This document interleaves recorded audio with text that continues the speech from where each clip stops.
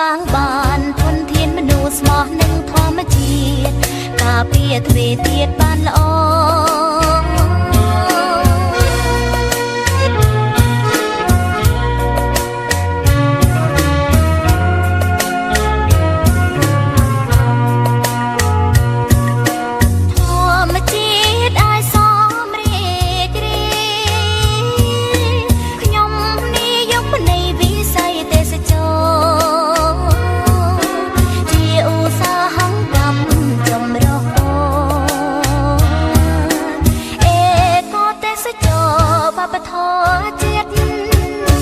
ភ្នំព្រៃព្រឹកម្រឹងទឹកជ្រោះកោះខ្សាច់ឆ្នេរ